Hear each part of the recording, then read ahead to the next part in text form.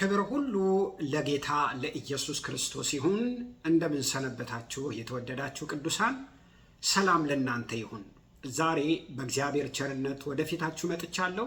እየተማርን ያለነው ትምህርት ስለ ጌቴሰማኒ ነው። ዛሬ እንጨርሳለን። እንግዲህ በጌቴሰማኒ ውስጥ የተካሄዱ ነገሮችን ወገኖች ሆይ መጽሐፍ ቅዱስ ሲነግረን የሕይወታችን ሁለንተና የተለወጠበት ጌታችን ኢየሱስ ክርስቶስና ሐዋርያቱ በብዙ ምጥ ያለፉበት ሰዓት ነው። ባለፈው እንደተማርነው እንግዲህ ጌቴሰማኒ የምትገኘው ደብረ ዘይት ተራራ ላይ ከግርጌዋ ያለች ትንሽዬ ጋርደን ናት። ደብረ ዘይት ተራራ በብዙ ወይራዎች ዛፎች የታጨቀ ተራራ ነው። ነገር ግን ከግርጌዋ ላይ ትንሽዬ ጋርደን የሆነች ቦታ ናት።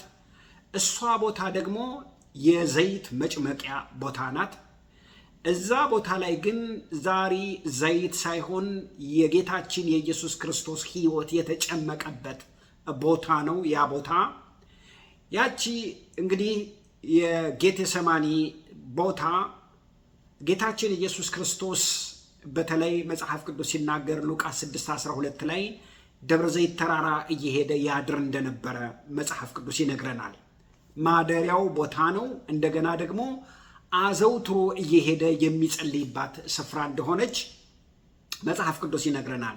ዮሐንስ ወንጌል ምዕራፍ 18 ቁጥር 2 ላይ ከሐዋርያቱ ጋር እያዘወተረ ይሄድ ስለነበረ አስቆሮቱ ይሁዳ የሃይማኖት መሪዎችንና የሮማውያን ወታደሮችን ይዞ ሲመጣ አልተቸገረም፣ ምክንያቱም ስፍራውን ያውቅ ስለነበረ ይላል። እና በዚች በጌቴሰማኒ ውስጥ በዚች በትንሽዬ ጋርደን ውስጥ ጌታችን ኢየሱስ ክርስቶስ በዚያ ክፍል 3 ነገር ያስተምረናል። አንደኛው ኢየሱስ ክርስቶስ ማዘኑን፣ መተከዙን፣ መጨነቁን፣ ነፍሱ እስከ ሞት ድረስ መድረሱን፣ መደንገጡን ወገኖች ሆይ ለ3 ሰዓት ሙሉ እየተመላለሰ እንደዚያ መሆኑን የደም ላብ አላበው ይላለኝ። በብርቱ ጩኸት፣ በብርቱ እንባ በፊቱ ተደፍቶ በደረቱ ተደፍቶ ይላል። ወገኖች ሆይ ይሄንን ያማጠበትን የምናይበት ክፍል ነበረ። እሱን ደግሞ በዝርዝር ተመልክተናል። ሁለተኛ የምንማረው ከጌታችን ከኢየሱስ ክርስቶስ ፈቃድህ ቢሆን ይች ጽዋ ከኔ ትለፍ ብሎ የጸለየበት። ለምንድን ነው እንደዚህ ሆነው? ምክንያቱም ስለ ጽዋ ሲያነሳ ስለ መስቀሉ ሞት ነው እየተናገረ ያለው። ይሄ ሞት ደግሞ ተራ ሞት አይደለም፣ ወይንም ተራ ወንጀለኛ የሚሞተው ሞት አይደለም። ጽዋ ብሎ ነው የጠቀሰው።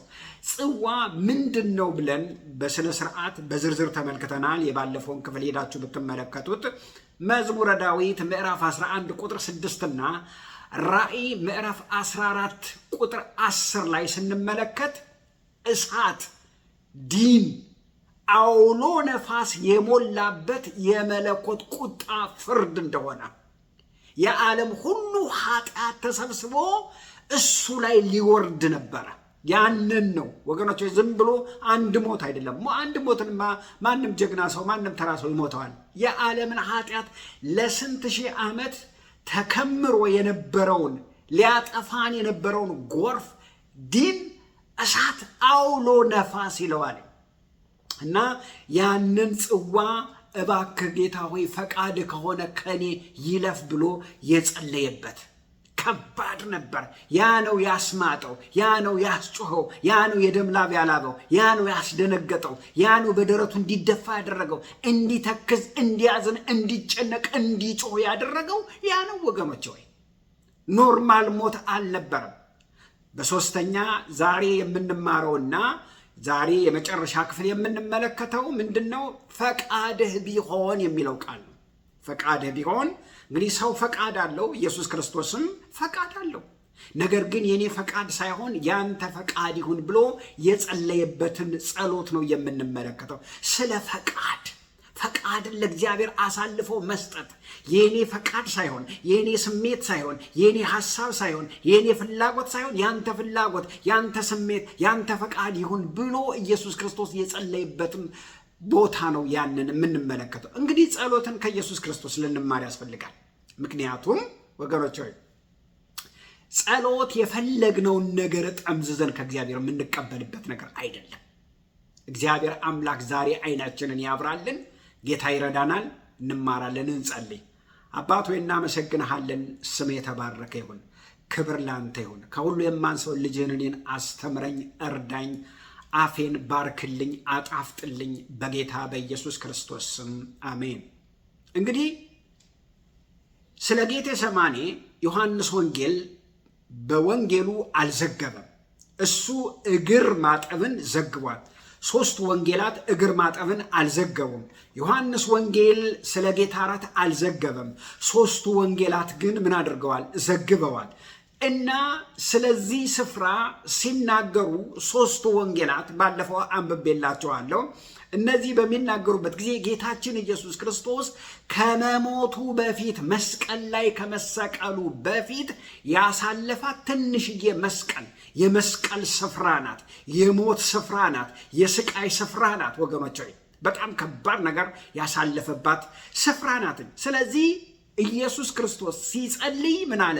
የእኔ ፈቃድ ሳይሆን ያንተ ፈቃድ ይሁን። ስለዚህ ጸሎትን ከኢየሱስ ክርስቶስ መማር ያስፈልጋል። ለምን?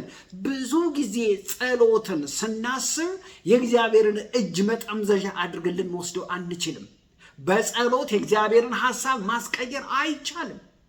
እግዚአብሔር የፈቀደውን ነው የሚያደርገው። መጽሐፍ ቅዱስ ጌታ ቢፈቅድና ብንኖር በሉ ነው የሚለው። ወገኖች አንዳንድ ጊዜ ለምሳሌ የእግዚአብሔር ቃል ሲናገር ሕዝቅያስ ጸልዮ 15 ዓመት ተጨምሮለታል ይላልኝ። እውነት ነው። በእግዚአብሔር አጀንዳ ውስጥ በእግዚአብሔር ፕሮግራም ውስጥ አንዳንድ ነገሮች ይደረጋሉ። ነገር ግን ወገኖች ጸሎት ማለት የእግዚአብሔርን ሐሳብ መጠምዘዣ አልነበረም። ብትወድ ነው ያለው። ብትወድ ብትፈቅድ ይሄ ጽዋ ከኔ ይለፍ። ለምን? የዓለምን ሁሉ ኃጢአት ነው ላዩ ላይ የሚያሳልፈው። ያንን ሁሉ ተሸክሞ ነው የሚሞተው። ለስንት ሺህ ዓመት ታግዶ የነበረ ጎርፍ ነው፣ ጠራርጎ የሚወስድ ጎርፍ ነው ላዩ ላይ ሊቀበል ያለው። ስለዚህ እኔ ይሄንን አልፈልገውም፣ አንተ ከፈለክ ግን አለ። የሚያበረታው መልአክ መጣ ይላል ሉቃስ 22 ላይ። በቃ ሙት አለው ይላል። ስለዚህ ኢየሱስ ያስተማረውን ነው የኖረው። ለሁላችን ያስተማረው ኖረውና አለፈ። ፈቃድህ ትሁን ብላችሁ ጸልዩ አለ። የምፈልገው ይሄን አይደለም፣ መሞት አይደለም አለ። ነገር ግን ፈቃድህ ይሁን ብሎ ጸለየ። ከዚያስ የአባቱ ፈቃድ ሆነ። ወገኖች ሙሉ ለሙሉ መሰጠት ማለት ሙሉ ለሙሉ ለእግዚአብሔር ፈቃድ ራስን አሳልፎ መስጠት ማለት ነው። የምንማረው ሙሉ ለሙሉ የእግዚአብሔርን ተልኮ ለመፈጸም ነው። ነገር ግን ለእግዚአብሔር ፈቃድ መገዛትን ይጠይቃል። ጌታ የተመሰገነ ይሁን። ኢየሱስ ተልኮ ነው የመጣው። ደስ ባሰኘውም የአባቱን ተልኮ ፈጽሞ ሄደ። ለእግዚአብሔር ፈቃድ የተለየ የተሰጠ ሕይወት ነበረው ጌታችን ኢየሱስ ክርስቶስ። ለእግዚአብሔር ፈቃድ የተሰጠ ሕይወት ነበር የኖረው። ለእኛም ይሄ ሕይወት ነው የሚሻለን። ምክንያቱም ፈቃድህ ትሁን ብሎ አስተማረ። ያችን ጸለያት፣ ያችን ኖሯት ሄደ። አይ ይሄ አይሆንም ብለን ያንተ ፈቃድ አይደለም እኔ የፈለግኩትን ነገር ስጠኝ ብለን ነዝንዘን ልንቀበል እንችላለን። መጽሐፍ ቅዱስ ሲናገር የሚፈልጉትን ሰጣቸው፣ ነገር ግን ለነፍሳቸው ግን ክሳት ላከባቸው ይላል። ወገኖች የምንፈልገውን ነገር ሰጥቶን ክሳት ከሚልክብን የእግዚአብሔር ፈቃድ በሕይወታችን ሊሆን ያስፈልጋል። የምንፈልገው ነገር ካልሆነ ብለው የሚበሳጩ የሚጮሁ ሰዎች አሉ። የምፈልገው ነገር ካልሆነ ብለው የሚጸልዩ ሰዎች አሉ። ይሄ የልጅነት ጸሎት ነው፣ ያለ መብሰል ጸሎት ነው። ወገኖች ልጆች ሳይበስሉ ሲቀሩ በልጅነታቸው አባታቸውን ይሄን አምጣ፣ ይሄን አምጣ፣ ይሄን አድርግ ይላሉ። ከዛስ አባት እንደማይሆናቸው ሲያውቅ ምን ይላልኝ? በቃ ይሄንን ካላደረግክ አባቴ አይደለህም ሲሉት አይ ልጆች ስለሆኑ ነው የሚለው። ልጅ ግን ሲበስል ጸሎቱን ይቀይራል።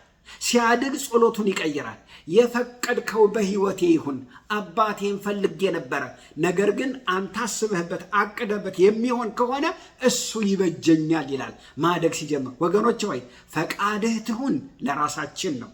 ያንተ ፈቃድ ትሁን ለራሳችን ነው። ፈቃዴ ትሁን ካልን ግን ወገኖች ሆይ ያ ዋጋ ያስከፍለናል። ለምን? በሳሎች የሚኖሩት ለእግዚአብሔር ፈቃድ ነው። የእግዚአብሔርን ፈቃድ በማድረግ ሚሽኑን በመፈጸም ነው የሚኖሩት። የበሰሉ ሰዎች ለእግዚአብሔር ፈቃድ የተገዙ ናቸው። ለፈቃዱ መገዛት ደግሞ በጣም አሪፍ ነገር ነው ወገኖች። ለምን? ለፈቃዱ መገዛት ማለት ህይወትን ሜዘረብል ማድረግ አይደለም። እንዴት ለእግዚአብሔር ፈቃድ ተገዝተን ህይወታችን ሜዘረብል ይሆናል? ሊሆን አይችልም።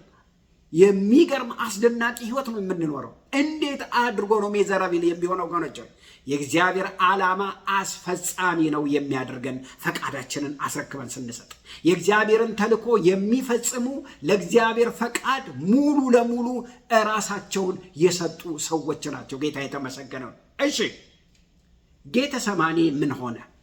ጌተሰማኒ በዝርዝር እንደተመለከትነው ሐዘን ሆነ ለኢየሱስ። ለሐዋርያቱም ትካዜ ሆነ፣ ጭንቀት ሆነ፣ የደም ላብ ማላብ ሆነ። የኢየሱስ ምላሽ ምን ሆነ? ከስሜቱ ወጥቶ ለእግዚአብሔር ፈቃድ ራሱን አሳልፎ የሰጠበት ምሽት ሆነ። እኔ መሞት አልፈልግም፣ ነገር ግን አንተ ግን ሞት ካልክ ለአንተ ፈቃድ ራሴን አሳልፎ ይሰጣለሁ አለ። ወገኖች ሆይ የጭንቀት፣ የለሃብ፣ የደም፣ የድንጋጤ፣ የሐዘን፣ የትካዜ ቦታ ናት። የትካዜ ምሽት ነበረ። ታዲያ የደቀ መዛሙርቱ ምላሽ ምን ነበረ ስንል ትንሽ ስለ ደቀ መዛሙርቱ ስንመለከት ማቴዎስ ምዕራፍ 26 ቁጥር 40 እስከ 43 የስምንቱ ደቀ መዝሙር አይረብሸኝም ብዙ ባዘር አያረገኝም። ምክንያቱም ስምንቱን ለብቻ እዚህ ጋር አስቀመጠና ሶስቱን ይዞ ሄዶ ነው ከሶስቱም ትንሽ ፈቀቅ ብሎ መጸለይ የጀመረው። ሶስቱ ላይ የተለየ ዓላማ ነበረው። የሐዋርያት ሥራ በሙሉ በምናነብበት ጊዜ ጴጥሮስ፣ ዮሐንስ፣ ያዕቆብ በሶስቱ ላይ ልዩ ዓላማ ነበረው፣ ልዩ መልእክት ነበረው፣ ልዩ ሥራ ነበረው። ስታዩትኝ ሶስቱ በተለየ ኃላፊነት ነበረ አገልግለው ያለፉትኝ እና ሶስቱን ይዞ ሂዶ ከሶስቱ ደግሞ የድንጋይ ውርወራ ትንሽ ፈቅ ብሎ ይደነግጥ ያዘን ጀመረ ይላል። የሚገርመው ሶስቱ አብረውት እንዲተጉት አብረው እንዲጸልዩ ወገኖች ሆይ አሁን ታሪክ ሊሰራ ስለሆነ ታሪክ ሊቀየር ስለሆነ አብራችሁ ከኔ ጋር ትጉ ይላል። ወገኖቼ ለእግዚአብሔር ታሪክ ሲሰራ እግዚአብሔር በታሪክ ውስጥ እንዳይረሳችሁ ጥንቃቄ ልታደርጉ ያስፈልጋል። ምክንያቱም እግዚአብሔር ለዓላማው ሲጠራችሁ ቸል ካላችሁ ያልፋችኋል ማለት ነው። ይሄ እኮ አስደናቂ ታሪክ ነው። ይሄ እኮ አሁን ዓመተ ምህረት የሚለወጥበት ኦፊሻሊ ከትንሽ ሰዓት በኋላ ዓመተ ምህረት የሚሆንበት ታሪክ ላይመለስ ሽፍት የሚደረግበት ሰዓት ነው። የዓለምን ኃጢአት ተሸክሞ የሚሰዋው የእግዚአብሔር በግ ሕይወቱን ሊሰጥ ነው። ሰዓቱ ደርሷል። ከኔ ጋራ ንቁ፣ ከኔ ጋራ ትጉ፣ ከኔ ጋራ ጸልዩ እያለ ነው ጌታ ኢየሱስ ክርስቶስ ሶስቱን። ማቴዎስ 26 ቁጥር 38 ነፍሴ እስከ ሞት ድረስ እጅግ አዘነች ይላል። እናስ እባካችሁ እዚህ ጋር ከኔ ጋራ ጸልዩ ትጉ ብሏቸው ሄዶ በደረቱ ተደፋ ይላል። ከዚያስ 1 ሰዓት ሙሉ ጸለየ መጣና ቁጥር 40 ላይ ወደ ደቀ መዛሙርቱ መጣ፣ ተኝተው አገኛቸው ይላል። ወገኖች የሚገርም ነው። ጴጥሮስ አልመጣም። ጴጥሮስ ከኔ ጋር 1 ሰዓት እንኳን ልትተጉ አልቻላችሁም? ምን አላቸው? ምን ማለት ነው? የመስቀሉ ሚሽን ተሰጥቷቸው ግን ተኝተው ነበረ። የመስቀል ሚሽን ተሰጥቷቸዋል። ተላልፌ ልሰጥ ነው እያለ እየነገራቸው ተኝተዋል። ወገኖች ሆይ የሚሞተው እርሱ ነው፣ ግን ከኔ ጋር ትጉ ይላቸዋል። የሚሰራው እርሱ ነው፣ ከኔ ጋር አብራችሁ ጸልዩ ይላል። የደቀ መዛሙርቱ ምላሽ ምን ነበረ? ቁጥር 40ና 41 የደቀ መዛሙርቱ ምላሽ ጌታችን ኢየሱስ ክርስቶስ ወደ ደቀ መዛሙርቱ በመጣ ጊዜ ተኝተው አገኛቸው ይላል። በዚያ ምሽት ተኝተው ነበረ። መሲሁ እየተንፈራፈረ እየተንፈራገጠ እየጮኸ እያማጠ እያለቀሰ የደም ላብ እያላበው እንደዛ እየጮኸ እነሱ ግን ተኝተው ነበረ ይላል። የሚገርም ነው።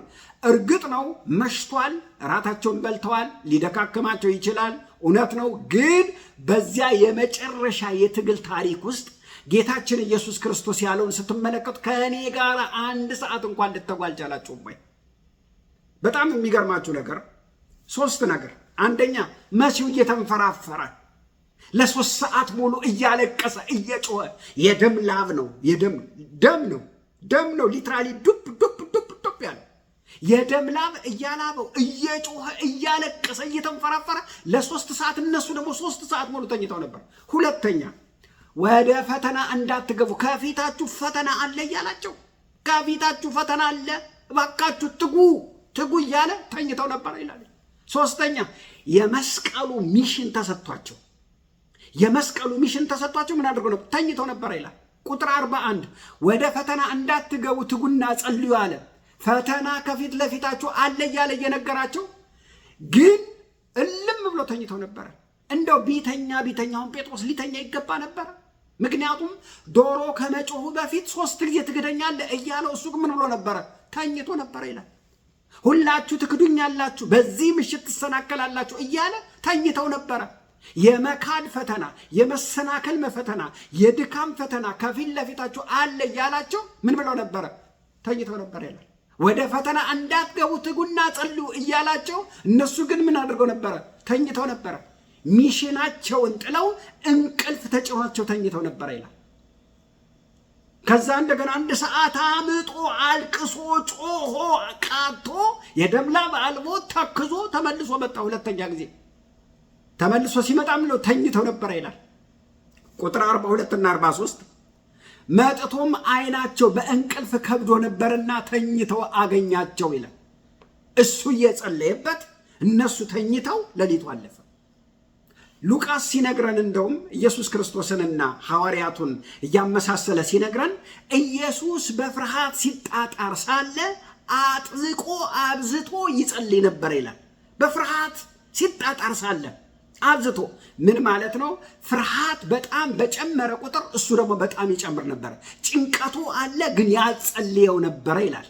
ስለ እነሱ ሲናገር ከፍርሃት የተነሳ ተኝተው ነበር ይላል። ፍርሃት እነሱን አስተኝቷቸዋል። እሱን ግን ፍርሃት ያተጋው ያጸልየው ነበር። ሁለቱ አብሮ አይሄድም። እሱን ያጸልየው እነሱን አስተኝቷቸው ነበር። እንዴት ሰው በዚያ ምሽት ይተኛል?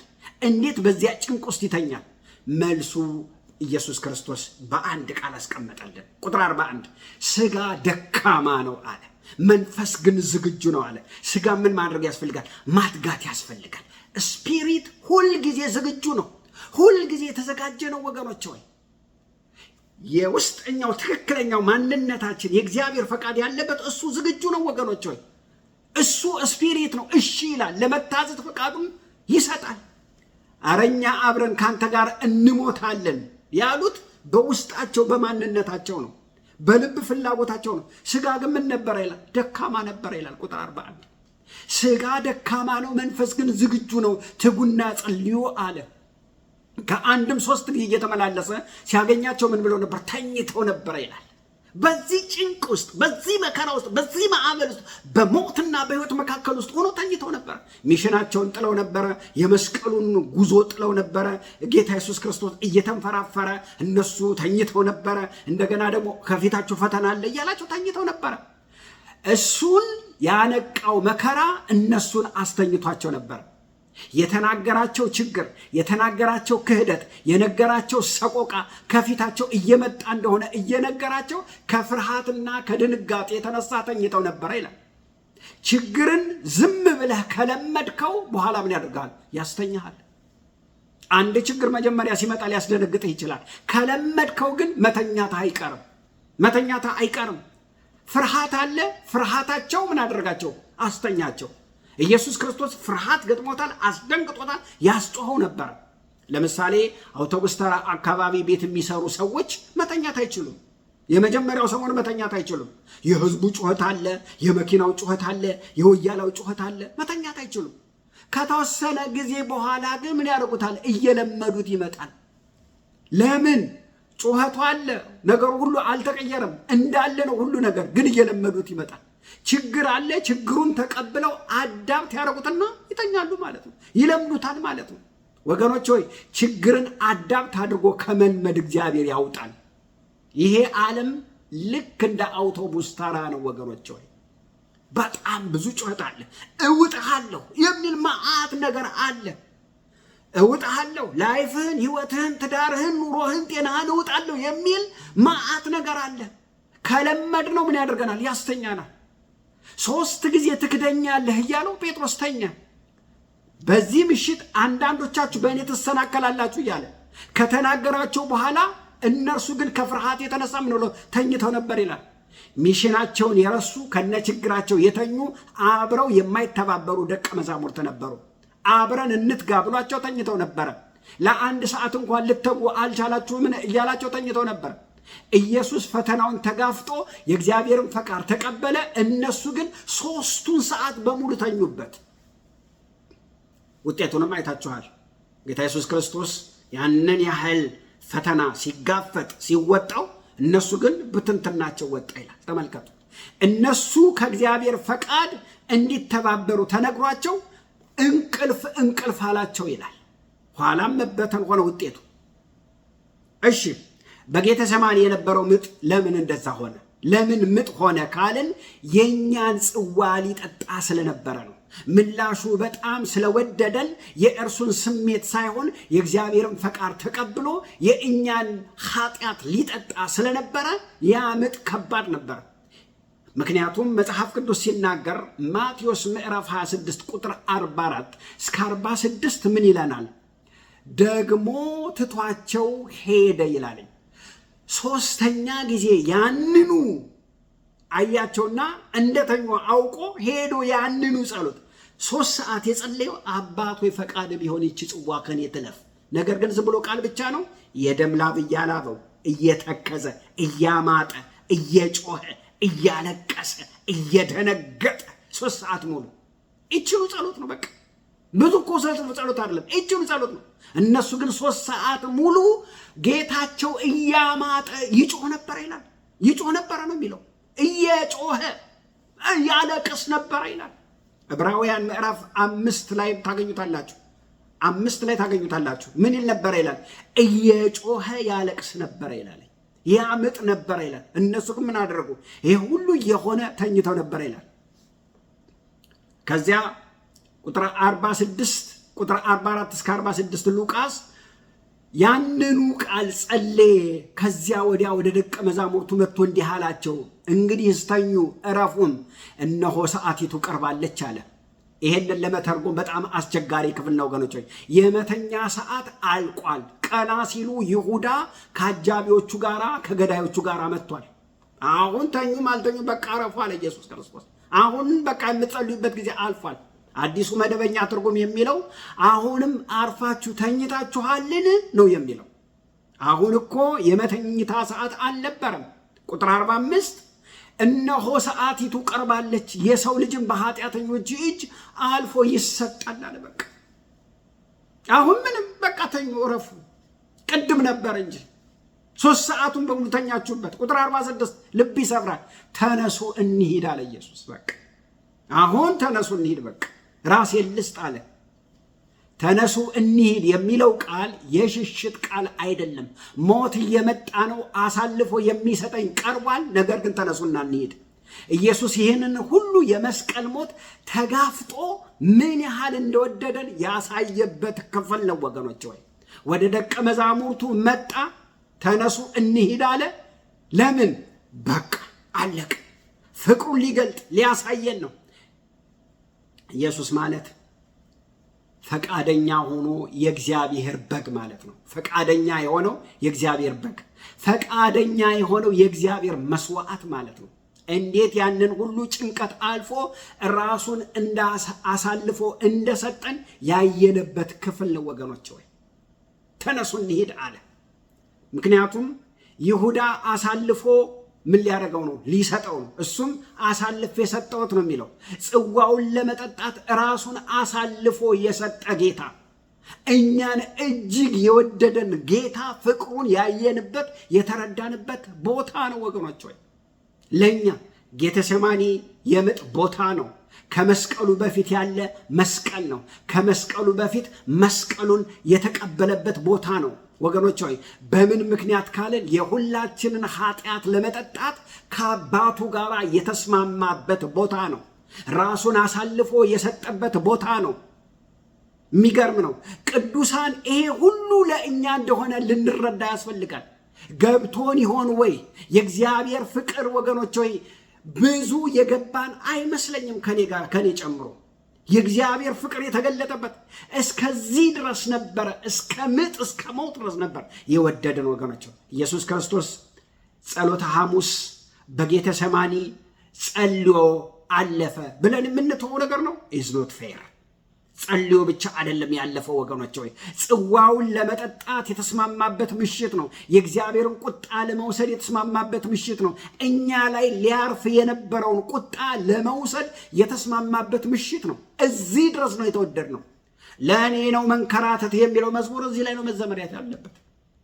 ለእኔ ነው መንከራተት መስቀል ተሸክመ መውረድ፣ ያኔ ደም ላብ ያላበ ፍቅር ነው እንዲህ ያስገደደ የሚለው መዝሙር እዚህ ላይ ነው መዘመር ያለበት ወገኖች። የጌተሰማኒ ምጥ ላንተ ነው ለእኔ ነው ወገኖች። ምን ማለት ነው? የእግዚአብሔር ቁጣ በልጁ ላይ ወርዶ አንተ በሰላም እንድትኖር የታወጀበት ቦታ ነው። ለዚህ ኢየሱስ ታዲያ ዝም ብሎ ይኖራል? አይኖርም። ክርስቶስ መድኃኒት ቤዛ የሆነው ተስማምቶ ነው። ያንን የሚያክል የዓለምን ቁጣ ለመጠጣት ተስማምቶ ነው ተነሱ እንሂድ ያለው። ራሱን ለመስጠት ፈቃደኛ ሆኖ ፈቃድህ ትሁን ያለበት ቦታ ነው ወገኖች ሆይ። ራሱን ሰጠ። ላንተ ነው፣ ለእኔ ነው፣ ላንቺ ነው፣ ለእኛ ነው። ለተቀበሉት ሁሉ ነው ይሄ የሆነላቸው። እባካችሁ የሃይማኖት ፉክክር አታድርጉት። ይሄን ፓሽን ውስጣችን ልንሸከመው ያስፈልጋል። በፓሽን ልንኖር ያስፈልጋል። ምክንያቱም እሱ በፓሽን ነው ያንን መራራ ጽዋ የጠጣልን። እኛ ገሃነም ወርደን እንዳንጠጣው እሱ በውክልና ጠጣልን። ስለዚህ በአዲስ ኪዳን ወንጌል ምንድን ነው ካልን የጌታን ፈቃድ ማወቅ፣ ጌታዬ አምላኬ ለእኔ ያንን የመከራ ጽዋ ጠጥተህልኛል ብሎ ተቀብሎ አምኖ መኖር ነው ወገኖች ሆይ። ጌታ የተመሰገነ ይሁን። ካንተ የሚጠበቀው ጌታን ተቀብሎ መዳን ነው። ለዚህ ጌታ ተቀብለን እያመሰገንን እየዘመርን መኖር ነው። ጌታን ተቀበሉ ብለን የምንነዘንዛችሁ ለዚህ ነው። በመሰረቱ ልንነዘንዛችሁ አያስፈልግም ነበረ። ዕዳችሁ ተከፍሏል እየተባለ ሊጮህ አያስፈልግም ነበረ። ምክንያቱም ዘመዶቻችሁን ይዛችሁ ሬስቶራንት ውስጥ ትገቡና ብዙ 100 ብር ልትከፍሉ ነው። ወይተሩ ይመጣና ተከፍሏል ይላችኋል። ቀስ ብሎ መቶ ጮህ ተከፍሏል አይልም። ቀስ ብሎ ምንድነው ተከፍሏል? ወገኖቼ ስንት ዓመት ተደፍድፎ የነበረውን ለስንት ሺህ ዓመት ልንከፍሎ የሚገባውን የኃጢአት ዕዳ ክርስቶስ እኛን ወክሎ በውክልና የሞተበት እኮ ነው። እና ክርስቶስን ተቀበሉ ብለን ልንጮህ አያስፈልግም። ዕዳችሁ እኮ ተከፍሏል እያልን ልንጮህ አያስፈልግም። እግዚአብሔር ዓይናችንን ያብራልን። እኔ እኮ ባይከፈልልኝ ምንም ችግር የለም እድናለሁ ልንል አይገባም። እግዚአብሔር ስለወደደን የመጨረሻውን ፍርድ በልጁ በኢየሱስ ክርስቶስ ምን አደረገ? ዋጋ ከፈለልን። ጎልጎታ ላይ ከፈለልን። ወገኖች ሆይ እኛ ምን እናድርግ? እኛማ ወገኖች ሆይ የተከፈለለት ሰው ራሱን አሳልፎ እንደሚሰጥ ራሳችሁን መስጠት ለክርስቶስ ያስፈልጋል። እኛ አማኞች የመዳናችንን ዋጋ በትክክል የገባን አይመስለኝም። ይሄንን ያህል ያስማጠ ነው መዳናችን። አምላክን ሰው ያደረገ ነው መዳናችን። ኢየሱስ ሞቶልኛል ይወደኛል ብለን ዝም ብለን በከንፈራችን የምናመጣው ነገር አይደለም፣ ብለን በከንፈራችን የምንናገረው ነገር አይደለም። ወገኖች ሆይ ፊት ለፊት ተጋፍጦ አይቶ ይሄ ነገር ቢቀርስ ብሎ እኛን አይቶ እስማኤል አድርጎ ሄዶ የጠጣው ጽዋ ነው። ወገኖች ሆይ የተከፈለልን ጽዋ ሲምፕል አይደለም። ለዚህ ነው መጽሐፍ ቅዱሳችን ሲናገር እንዲህ ያለውን ታላቅ መዳን ቸል ብንል ከሚመጣው ፍርድ አናመልጥም ይላል ዕብራውያን ምዕራፍ 2 ላይ። ታላቅ መዳን ነው ወገኖች ሆይ። እንዴት ሰው እንደቀላል ይኖራል? እንዴት ሰው እንደቀላል ይመላለሳል? ይሄንን የሚያክል መዳን ተከፍሎልን በየመንገዱ አታዝረክርኩት፣ በየመንገዱ አትቀላቅሉት። ለደካማ ሰው ተላልፋችሁ አትሰጡ፣ ለደካማ ስጋችሁ ተላልፋችሁ አትሰጡ። ወገኖች ሆይ በውስጥ ያለውን የመንፈስ ቅዱስን በውስጥ ያለውን የመለኮትን ፈቃድ ልትሰሙ ያስፈልጋል። ምክንያቱም ስጋ ደካማ ነው አለ። እውነት ነው። ስጋ መጸለይ አይፈልግም፣ ማንበብ አይፈልግም፣ መዘመር መመስከር፣ ለጌታ መኖር አይፈልግም። ደካማ ነው። ነገር ግን የተከፈለልን ዋጋ ግን ወገኖች ውድ ነው። መዳናችን እንዲህ ይሻለኛል ልንለው የምንችለው ነገር አይደለም። የተከፈለ ዋጋ ውድ ነው። ያስተከዘ፣ ያስደነገጠ፣ ያስጮኸ ትልቅ ዋጋ የተከፈለበት ነው መዳናችን።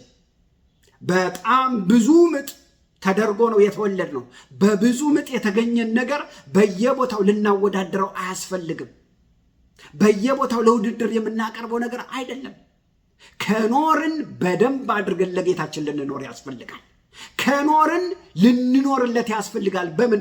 በፓሽን እንደተወደደ ሰው፣ ዋጋ እንደተከፈለለት ሰው፣ በምጥ እንደተወደደ ሰው፣ በፍቅር በመገረም በመሰጠት በመገረም ልንኖርለት ያስፈልጋል። ጌታ የተመሰገነ ይሁን። የመዳናችን የፕራይስ ዋጋ ውድ ነው ወገኖች። እስኪያስጨንቅ ድረስ የደም ላብ እስኪያልብ ድረስ ዋጋ የተከፈለበት ነው። አምላክ በምድር ላይ ተደፍቶ እስኪያልበው ድረስ እንዳትጥሉት፣ እንዳታረክሱት፣ እንዳታወዳድሩት ለኢየሱስ ኖረን ማለፍ ይሻለናል። ጌታ የተመሰገነ። እሺ ኢየሱስ ኖረልን ያለፈ ጌታ ስለሆነ አንዳንድ ጊዜ ለሰዎች በውድ ዕቃ እንገዛና ጊፍት እንሰጣለን። ከዛም በኋላ ምን እንላለን? እኔ ይሄን ነገር በውድ ነው የገዛሁትኝ፣ ምክንያቱም በየቦታው እርካሽ የሆነ ነገር ስላለ እንደው በውድ እንደገዛሁት ይሄ ሰው ገብቶት ይሆን? ዝም ብሎ እንደተራ ነገር ጥሎት እንዳይሆን በውድ ነው የገዛሁት አይባል ወገኖች ወይ። ነገር ግን ልክ እንደዚሁ በጌቴሴማኒ የሚሆነው እሱ ነው። ዝም ብሎ የሆነ ነገር የሆነ እንዳይመስላችሁ። መዳናችን በውድ ዋጋ የተገዛ ነው። የእግዚአብሔር ልጅ ያስደነገጠ ያንፈራፈረ ነው መዳናችን። የእግዚአብሔር ልጅ ያንፈራፈረ ያስጮኸ ነው። የእግዚአብሔር ልጅ እሪ ያስባለ ነው። ቢያልፍ ይሻላል ያስባለ ነው ወገኖች። ይሄ ጽዋ ከኔ ቢያልፍ ይሻላል ብሎ ያስቃተተ ነው ወገኖች። በየቦታው እንዳንጥለው እግዚአብሔር ይርዳል። ይህን ነገር አውርቼ ገልጬ ወገኖች ወይ አላባራም፣ ማቆሚያ የለኝም። ነገር ግን እኔ ከምሰብከው ይልቅ መንፈስ ቅዱስ ያብራራላችሁ። የሰው ቃል የትም አይደርስም። እግዚአብሔር ያብራራላችሁ። ለምን? ታሪክ የተሰራባት ምሽት ናት። እግዚአብሔር ውድ ልጁን ኦፊሻሊ ለዓለም የሰጠበት፣ ኢየሱስ ክርስቶስም ራሱን ኦፊሻሊ ለዓለም የሰጠበት ምሽት ቦታ ናት። በእርግጥ ታዞ ነው የመጣው፣ ለመሞት ነው ራሱን አሳልፎ የመጣው። የመጨረሻዋ ምሽት ናት። ከራሱ ስሜት ወጥቶ የአብን ፈቃድ የተቀበለበት ምሽት ናትኝ። ወገኖቹ ይችን ምሽት በመንፈስ ቅዱስ እይታ እግዚአብሔር ያብራልን። ያማጠበት፣ የጮህበት፣ ያለቀሰበት፣ የደም ላብ ያላበበት፣ የተጨነቀበት፣ የተከዘበት፣ ያለቀሰበት ቦታ እኮ ነው። የደነገጠበት ሰው እኮ አይደለም፣ አምላክ እኮ ነው። የባሪያን መልክ የያዘበት፣ ይሄ ጽዋ ከእኔ ተለፍ ያስባለ ነገር እኮ ነው። በቃል ልንገልጠው አንችልም። እግዚአብሔር በመንፈስ ቅዱስ በኩል ይግለጥላችሁ። ጌቴሴማኒ ልዩ ምሽት፣ ልዩ ቦታ፣ ኢየሱስ ክርስቶስ ከመስቀሉ በፊት መስቀሉን የተቀበለበት ቦታ ነው። ለዚህ ጌታ ራሳችሁን ልትሰጡ ያስፈልጋል። ለእናንተ ነው ያማጠው፣ ለእናንተ ነው ያለቀሰው፣ ለእናንተ ነው የተጨነቀው፣ ለእናንተ ነው የደነገጠው፣ ለእናንተ ነው የደም ላብ ያላበው፣ ለእናንተ ነው በፊቱ የተደፋው፣ ለእናንተ ነው በደረቱ የተደፋው። ወገኖች ወይ እግዚአብሔር በመንፈስ ቅዱስ ዓይናችንን ያብራልን። እንጸልይ። እናመሰግንሃለን። ስምህ ይባረክ። ክብር ላንተ ይሁን። ይህ ቃል በዓለም ሁሉ በየሰው ቤት ሁሉ ይግባ፣ በየሚዲያው ሁሉ ይነገር። በጌታችን በኢየሱስ ክርስቶስ ስም አሜን፣ አሜን። ተባረኩ። ለሌላ ሰው ሁሉ ሸር አድርጉልኝ።